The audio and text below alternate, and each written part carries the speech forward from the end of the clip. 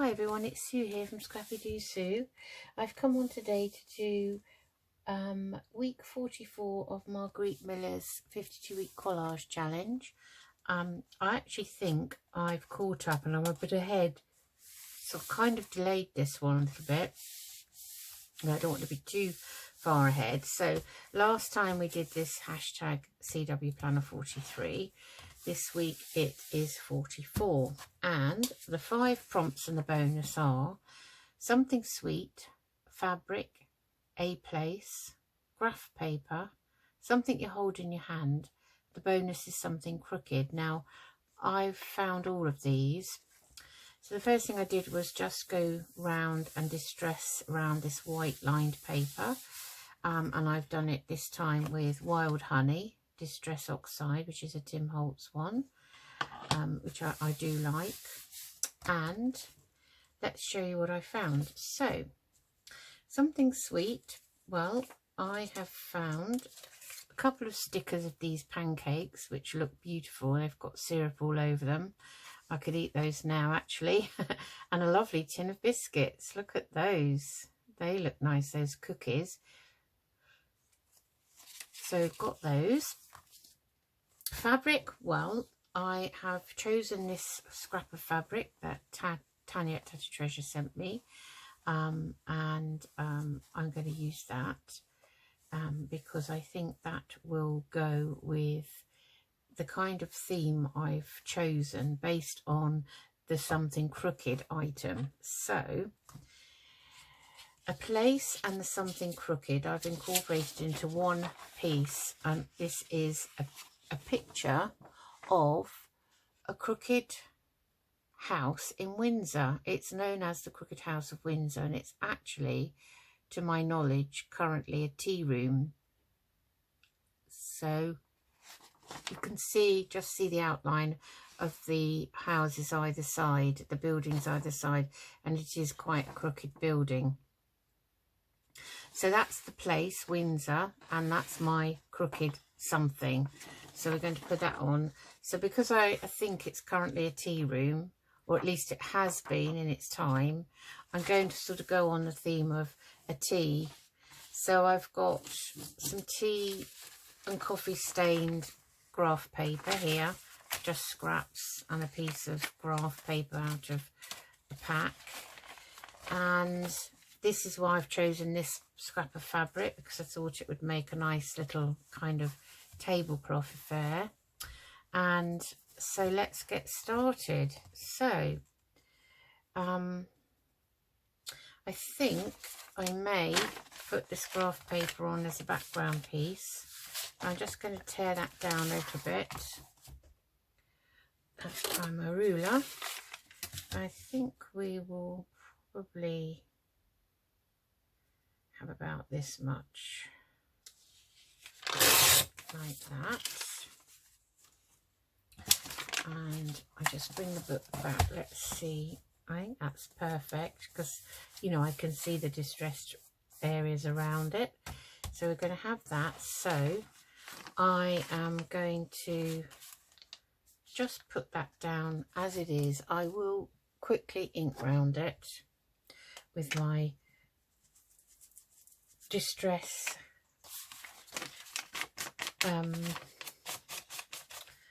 oh, I don't know, I've forgotten the name of it and I use it all the time. Distressed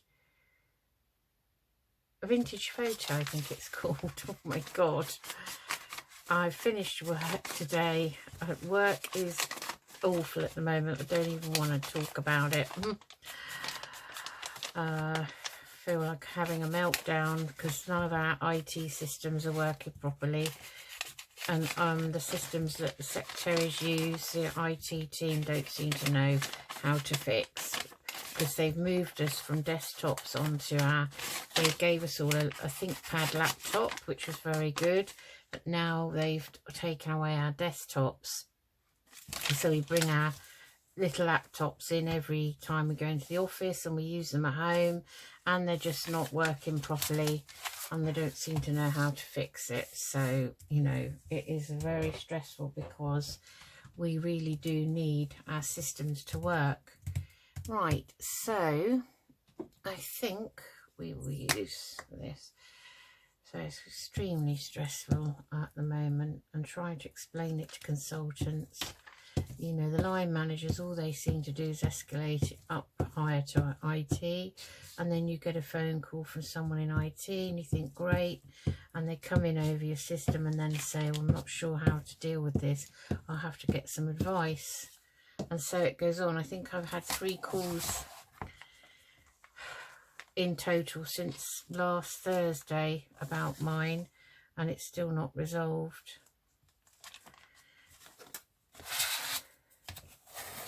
Anyway, it's enough for that.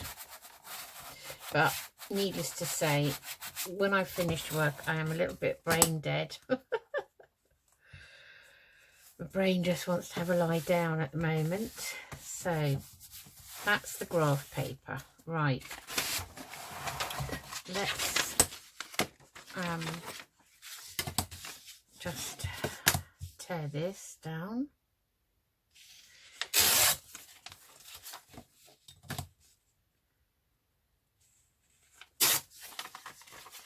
I think I need to get a new vintage photo. I'm going to actually probably buy... I don't know whether to read that little one or whether to just buy a full-size one. I might just go for the full-size one, I think. Keep that. That's a good scrap piece of paper. Let's bring back the vintage photo, because this is really, I mean, I've had this little vintage photo ink pads since I started, so it's been at least 2 years. I think it's done very well.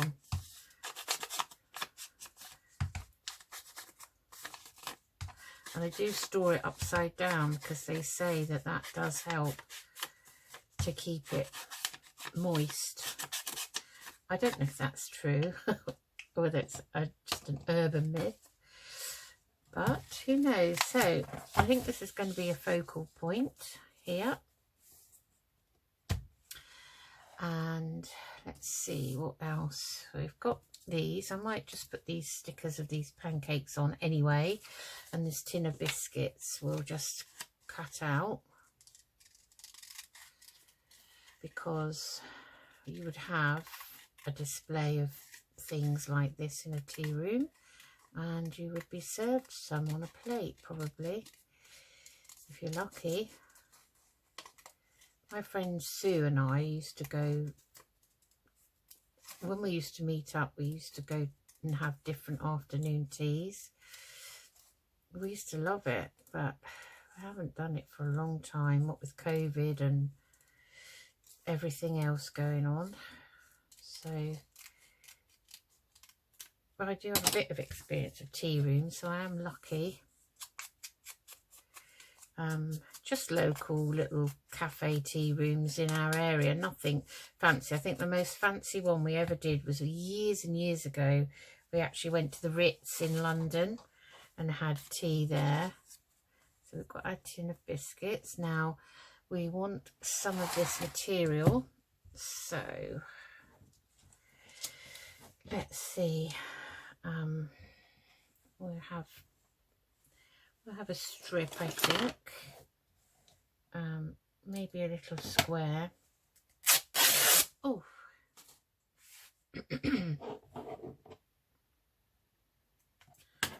Maybe we'll have a couple of pieces.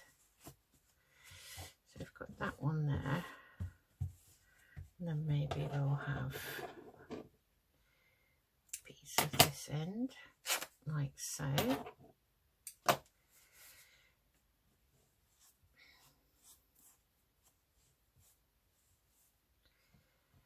And let's have a look, see, where would we put this? So I thought maybe we'll have a piece up here, and perhaps a piece somewhere like this, maybe.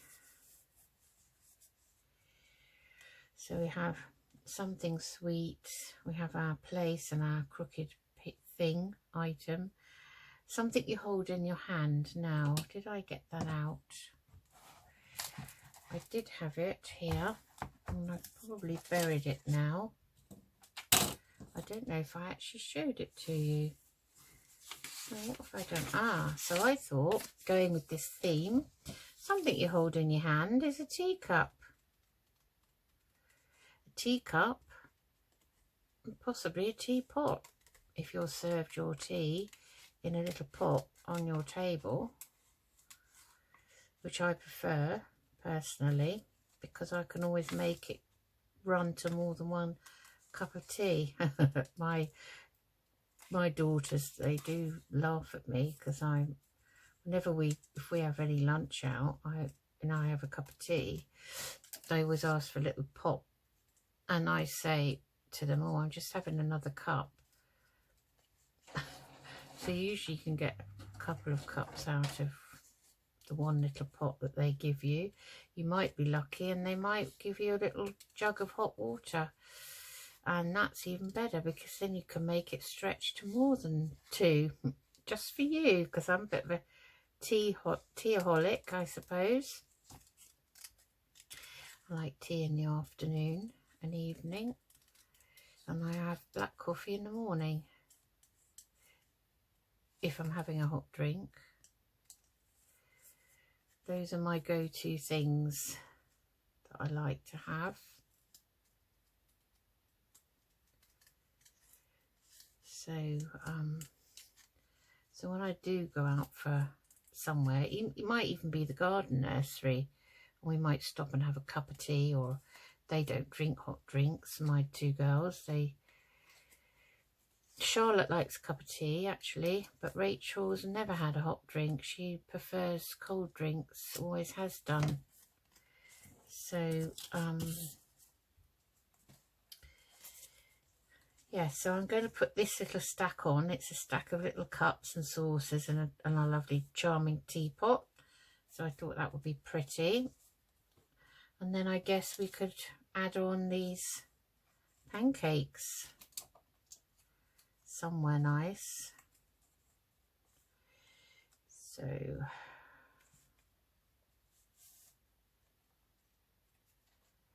perhaps we could, I don't know, have something like that. I think would be quite nice. Okay, so I'll just ink round this stack of cups and saucers and a teapot. It's just to get rid of that white.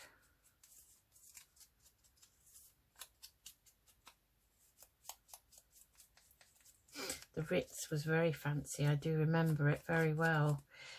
We often think back to those days, and it's quite expensive for its time, but it was a treat. You know, we kind of saved up for our little outings, I suppose you could say.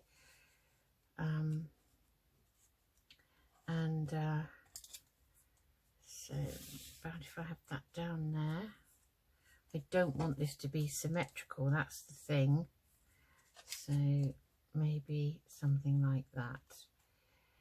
Right, let's get them down. So I think I will use the Beacon 3-in-1 for the material. Yes, I do remember when we went to the Ritz in London, we had all these like sandwiches. It had a lovely cake stand, you know, with sandwiches, but some of the fillings were a bit odd.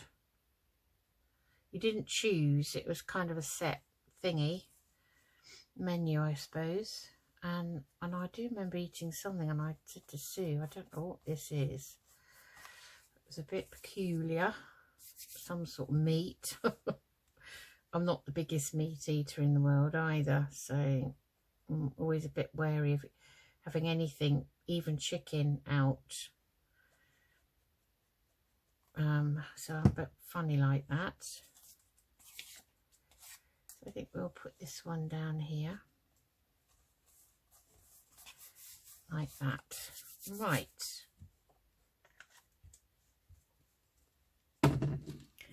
I will use some Cosmic Shimmer today because my art glitter glue has nearly run out already. So I'm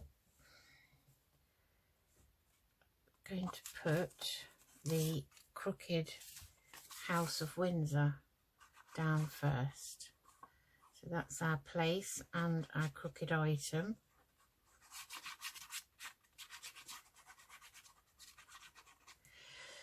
It's been a funny old week really. Pebbles, our remaining cat, went missing again last Wednesday-ish, and I was on the verge at the weekend of thinking, you know, I'm going to have to go out hunting for her again. I kept calling her and there was no sign of her. And anyway, sadly, my husband went to put the bin out on Sunday night. We're a mid-terrace. We have a mid-terrace house, so we have a side alley around the side of our neighbour on the end. We're only a terrace of 3, and we only use that alley when we want to put the bin out really, or if we're going to get a delivery around the back for the garden or something. And he came back and he said, I've got something really sad to say. He said, I found Pebbles. He said, I'm afraid she's passed away. Perfectly fine. No sign of her not being well or anything like that. Very active as usual, though she was a year younger than Elmo, our other late cat. So she was, you know, 14-ish, and there she was, lying completely stretched out on her side in the alley on the pavement, and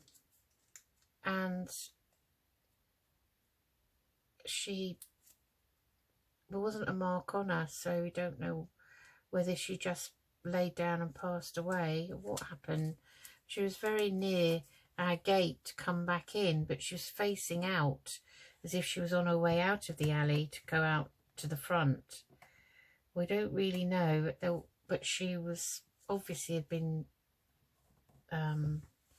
passed away for a few hours because she was stiff. So it was dark and my husband had to dig a hole and bury her. You know, we didn't want to leave her there for any longer.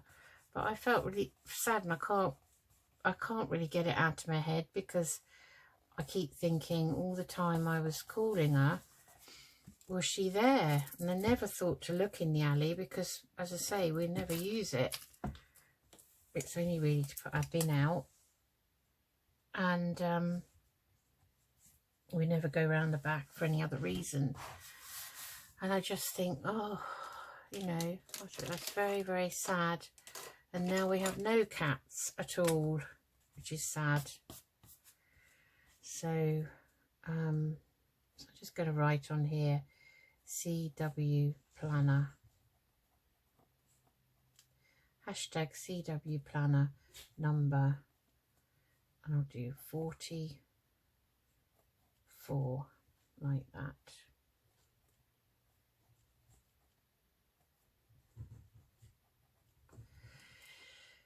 So that's my sad news.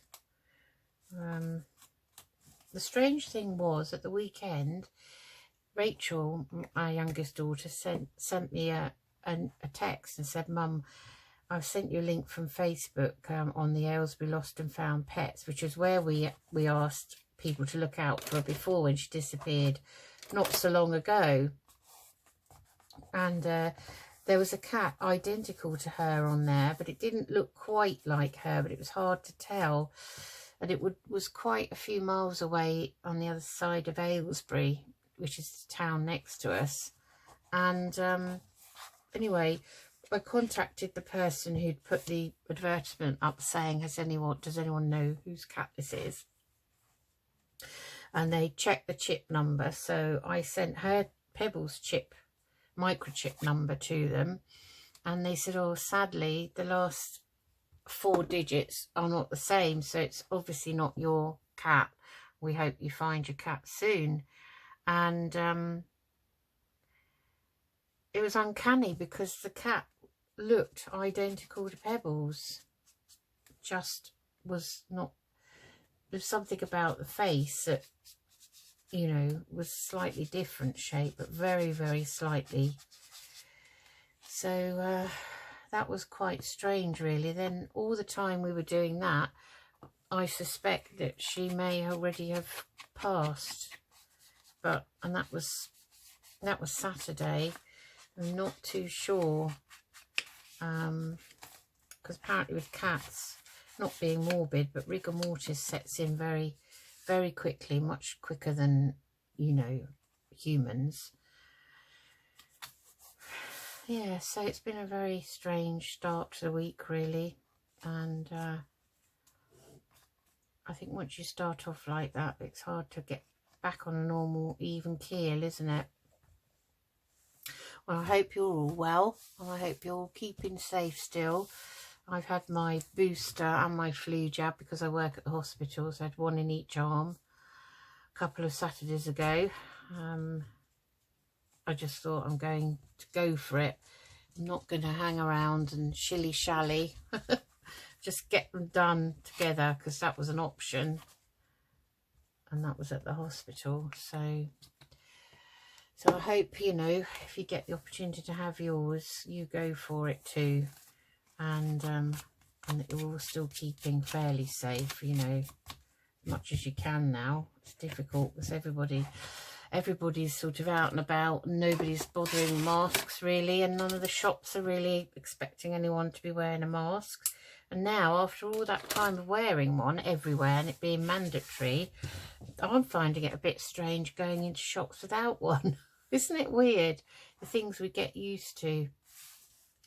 Anyway, that's enough of me waffling. Time for me to go and see what we're going to have for dinner.